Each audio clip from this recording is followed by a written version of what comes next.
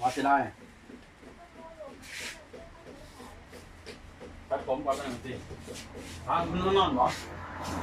ไปพักแจ้งมันหรอกดได้เลยก็ได้บ่น้อยใช่ที่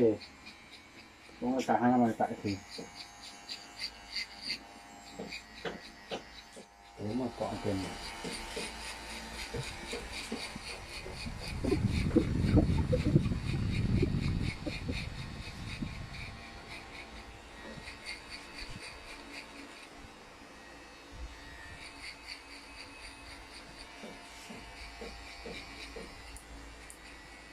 เพียงฝัน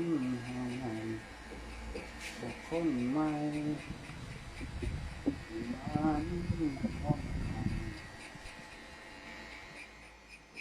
ไม่มาเหมือนฟ้ามาสงสาร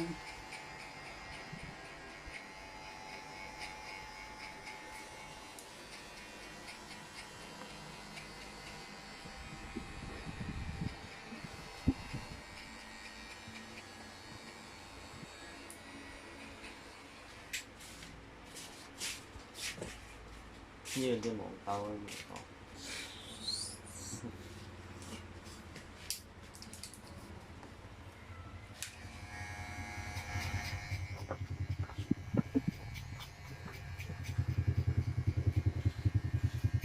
บุคคลใหม่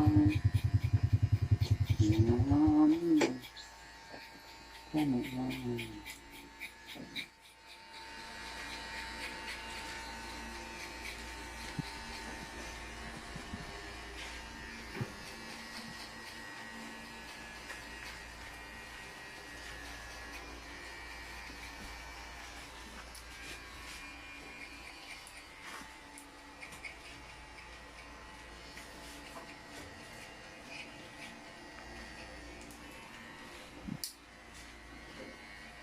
เดี๋ยวพาหน้ามาตัดผมหรอ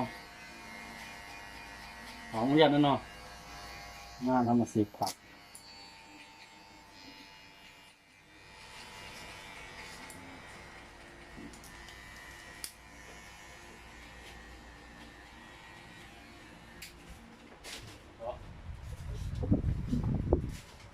ย่างเลยทำเป็นทายเป็นของมันกันได้ม้าได้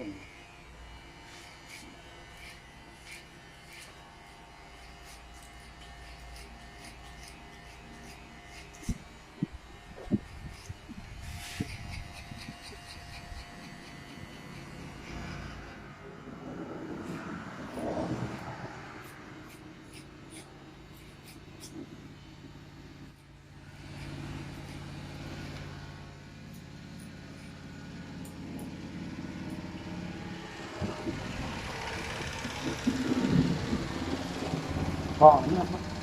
พ่อโทษตามเหมือนกับเป็นน้องผู้ท้าทายเลยผู้ทายเป็นทายง่ายนะอันเป็นไทยบทผู้ไรก็พวกบทบทนะครับผมแต่ว่าบัดว่าหายมัวทายห้ามก็บทผู้ใดเลย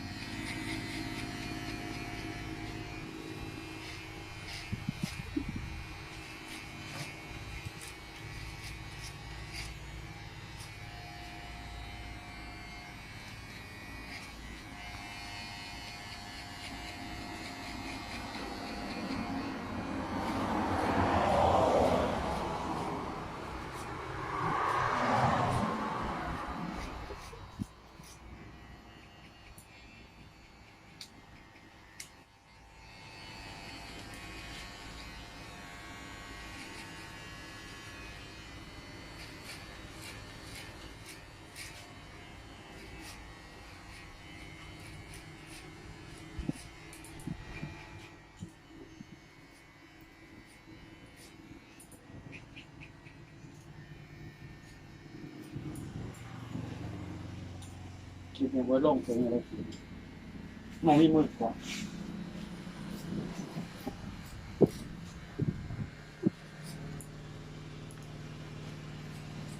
อ่างนี้มันจะสอนแสงเนาะ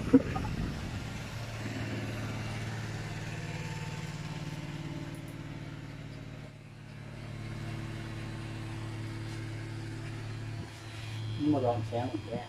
ลองแสง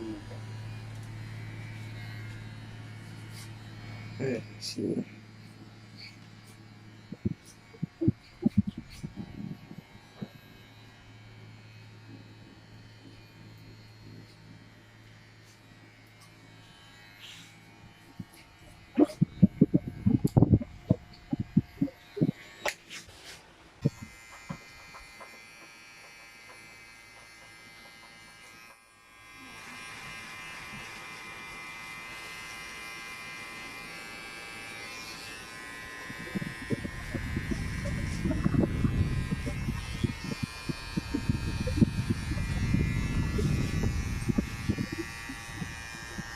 อาการฟังเพื่อสามเลยนะครั